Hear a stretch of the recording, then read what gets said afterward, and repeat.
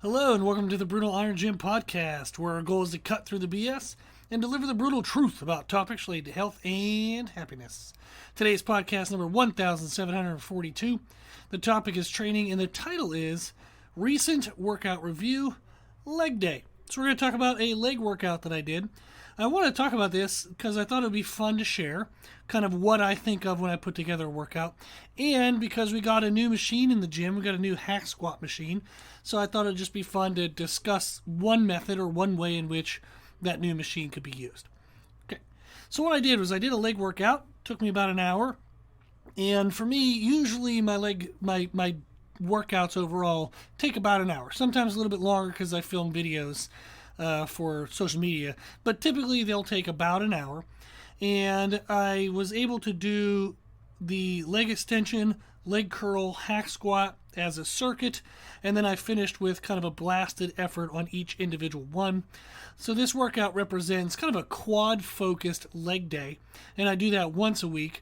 And then I also have another workout in the week where I do more hamstring based. I tend to find that I do very well with one kind of heavy intense day, and then the other day I go more for kind of blood flow and just more like a pump kind of feel. Now for me currently, I'm working on just bodybuilding. I want to kind of grow the tissues. I've done powerlifting, I've competed in powerlifting, I've squatted some decent weights and deadlifted a good weight before. I've had fun doing that. What I'm doing now is just focusing on growing the tissues. My legs tend to get smaller when I focus on strength, which is frustrating and annoying. But that's just the way it happens. When I do higher volume work, they do grow, but I have to train more often for them to grow. And it ends up being more often than what I like to do if I am lifting for strength.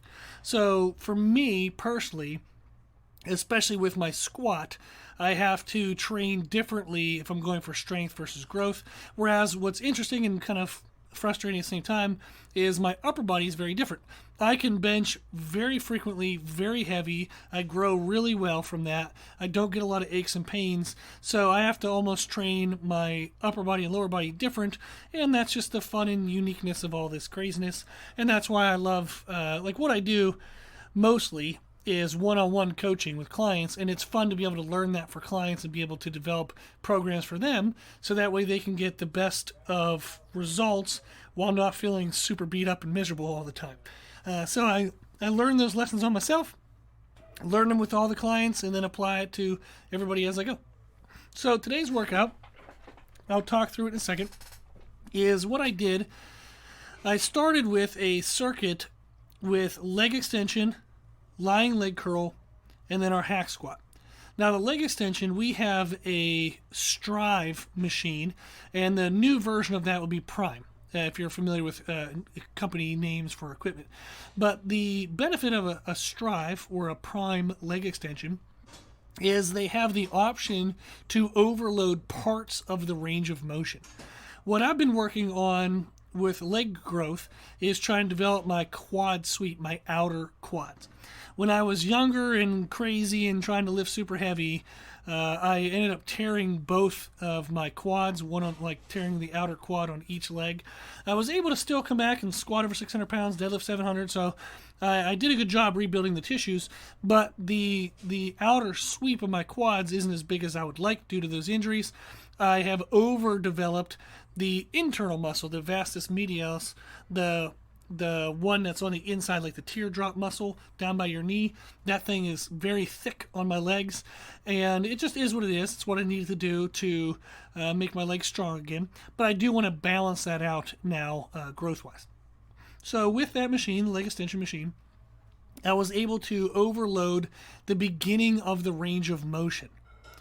That is when our quads are the most stretched. And when it's very, very heavy at the initiation in that stretch position, you activate and kind of get a better recruitment of that quad sweep, the outside quads.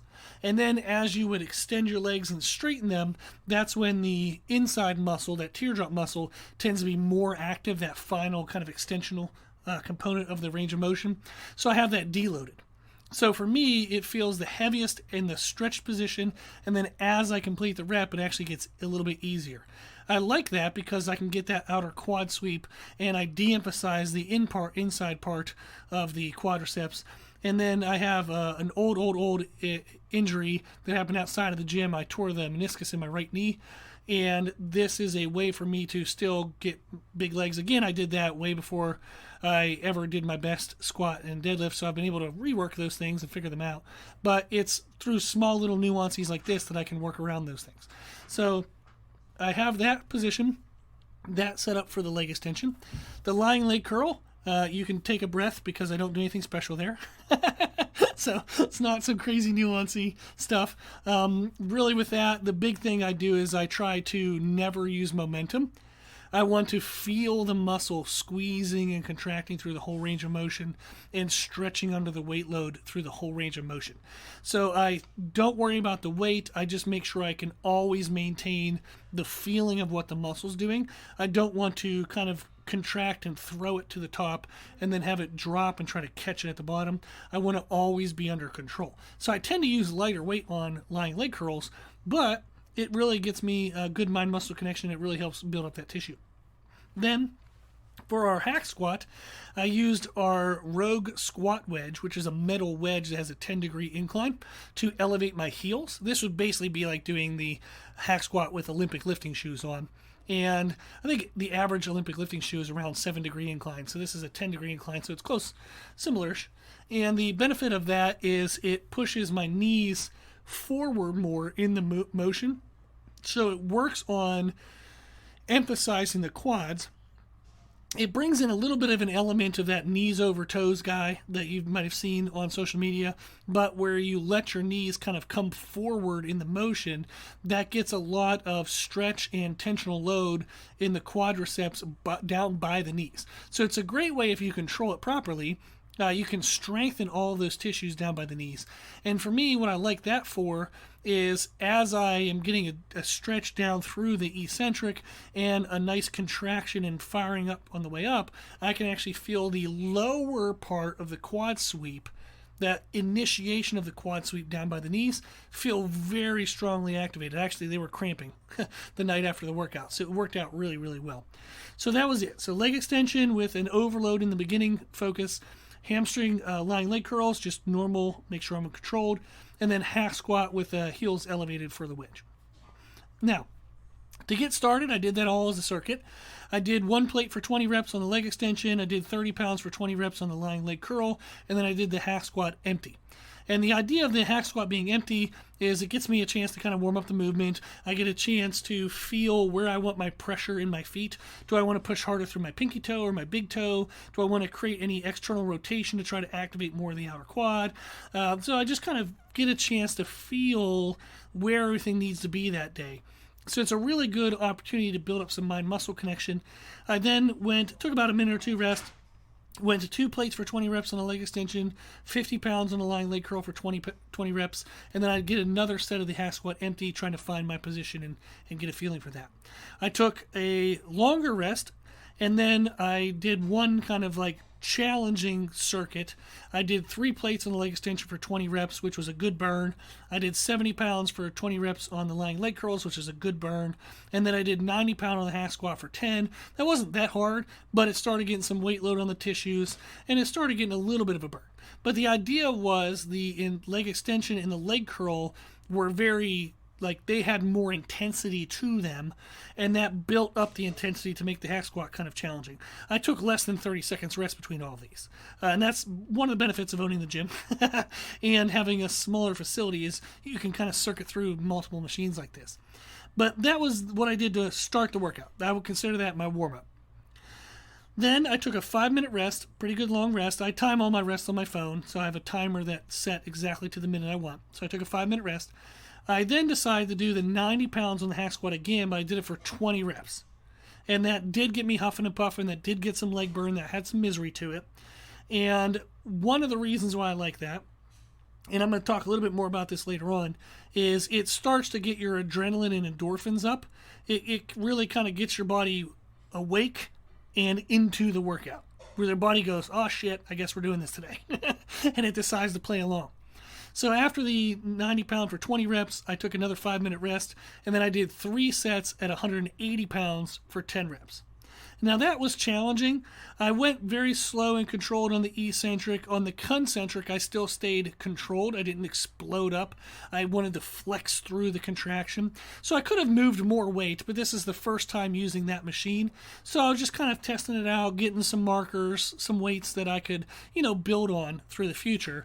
So if I was doing, like, say, a 3-count eccentric and a 2-count concentric, next time maybe I'll add a little bit of weight, speed that up a little bit. But that was a good kind of starting place for the machine. 3 sets of 10 reps at 180 pounds. I then took another 5-minute rest. I went back to the leg extension. I went back to where I left off, which was 3 plates. If you remember, I did 3 plates for 20 reps. I went and did 1 set of 50 reps. And I stayed in the machine, took any mini pauses I needed. So I think I did like 20-ish. And then I think it was like actually 18. And then I stayed in the machine, rested for a couple deep breaths. I got another like 8, stayed in the machine, rest for a couple deep breaths, got like a 6, then another 6, then like a 4, then a 4, whatever I needed to do to get up to 50. And then I got out of the machine and cried a little bit. But that was one good blasted effort on that. Took a 5-minute rest, and then I did the same thing on lying leg curls. I went back to where I left off, which was 70 pounds, and I did the 50 reps with rest pause. So just little mini pauses in order to get to the 50. That was the whole workout. That whole workout did take an hour. It kind of sounds too fast to be an hour, but that was an hour. And I really, really, really, really liked it. It was a good workout. I'm definitely going to repeat that, kind of build on that. But some components that I liked within that workout that I thought would be fun to share, some things that I would encourage you to think through when you're doing your workouts, is if you write your own workouts, or if you do the ones I write, you should notice that in our workouts we have a lot of pre-exhaust and what's called priming exercises are included in the programming. If you want to learn more about that, we do have a good podcast. It's an older one. It's podcast 334. You can go to brutaliron@gmail.com. On our website, we have a podcast player that goes back 300 episodes, but underneath that player, we have instructions on how to find older episodes, whether you're on a mobile device or a laptop. So you can go back, you can find podcast 334, and you can listen to that. We talk about the idea of priming exercises, or the concept of pre-exhaust, which is essentially you're doing isolation movements before you do compound movements. Another good podcast for that is podcast 254, which is a training podcast titled Pre-Exhaust for Big Gains Without Big Pains. So what I like doing this for is by doing high-intensity isolations. It helps you prime your mind-muscle connection before the big compound movements. So you have a better mind-muscle connection. So if you're worried about growth, if your goal is growth, you damn sure want to be connected with those muscles and know exactly if they're under control at all moments within the movement. So doing pre-exhaust can help someone develop their mind-muscle connection for bigger compound movements. Also, by doing high-intensity isolations first, it does get your adrenaline and endorphins produced quicker in the workout. Adrenaline is aggressiveness and focus. Endorphins are natural painkillers. So sometimes people say, it's like, oh, it took me 30 or 40 minutes to really get into the workout, to feel like I was in the groove. Well, that's too damn long. So to get that going faster, to really feel like you're into it, you're immersed, you're ready to go, you're fired up quicker, to get the adrenaline and endorphins up faster, you would use pre-exhaust exercises, isolations before compounds. And now the other component is yes, it will make you weaker for your compound movements, but if your goal is muscle damage, we don't care too much. Well, we care how much weight load you're using, but how much weight load you use has a range of like being okay. We're not looking for the maximal poundage possible. We're looking for how heavy it needs to be to create like some shear force damage, to create some damage, micro tissue damage to the muscle fibers. So pre-exhaust does annihilate some of the tissues in the efforts of pre-exhaust. And then when you go to the big compound movement, you don't need as heavy of weight for it to feel heavy and challenging. This is beneficial because it reduces stress load on your joints and it reduces stress load on your nervous system. This allows you to train more frequently with higher volume, and you can actually train greater overall volume, greater overall speed of adaptive responses. So this allows someone like me with my lower body, is if I notice I grow better from higher volume workouts, I can then train more often by using pre-exhaust. When I don't use pre-exhaust and I end up going heavier, I have to take longer rest between my workouts and I don't grow as well. So it kind of depends on finding your groove. Like I have one bodybuilder client up in Ohio, and he was doing a lot of pump style training, but he wasn't getting a lot of growth from it. So we had to switch him over to going much slower, going much heavier. And now he's like, oh man, I'm feeling super sore. I've never felt this kind of soreness before. Everything feels great. And he's just excited because it feels good for him and he's seeing some results. So he's the opposite. He actually needed heavier weight loads to grow. Whereas for my lower body, I need lighter weight loads, I need more frequency, so pre-exhaust helps me to be able to do that. So there's a lot of benefits to that. The other components that are within this workout is I used high and low rep ranges. There's benefits to that. Is number one, I included all of the muscle fiber types, so I was able to get my strength fibers and kind of my endurance fibers. If you're worried about growth, you might be like, why the hell do you care about endurance fibers? They still contribute to some of the size of muscle size. Last research study I read about that said 15% of your muscle size is roughly made up from endurance fibers.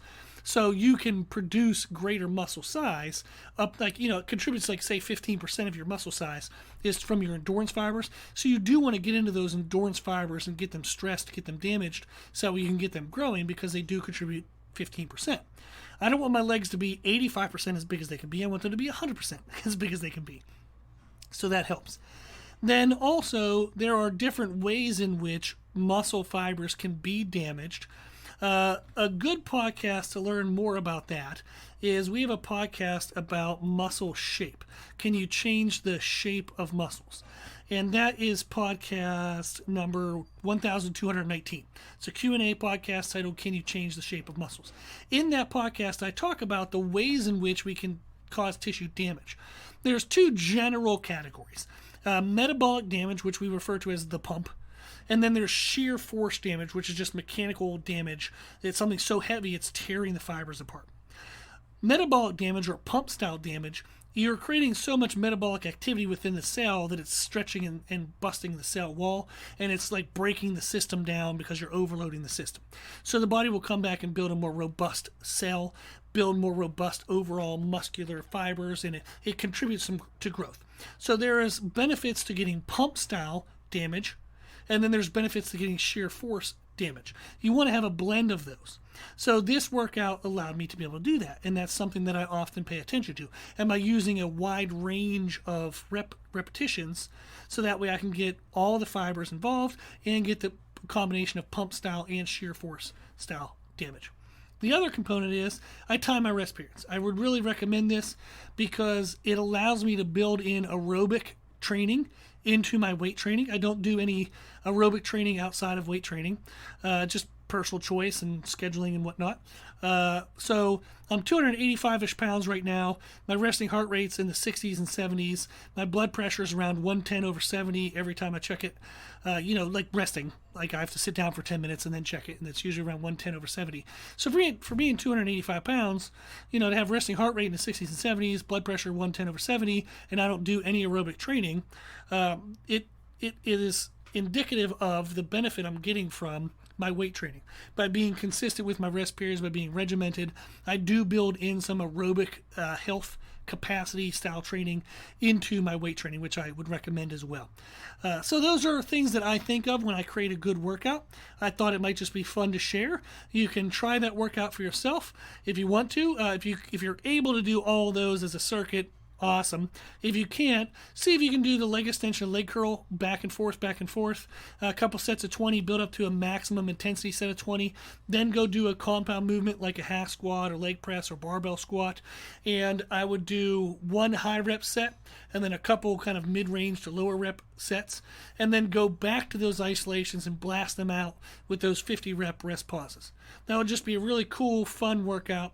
I hope you give it a try. If you want any more workout ideas, we do have our one-on-one coaching service. We have our live monthly programming. For $50 a month, you get brand new programs every 4 weeks based on whatever goal you want, specific to your needs. And then you can do, you also get unlimited one-on-one Q&A with that service. You can ask me anything and I'll answer it.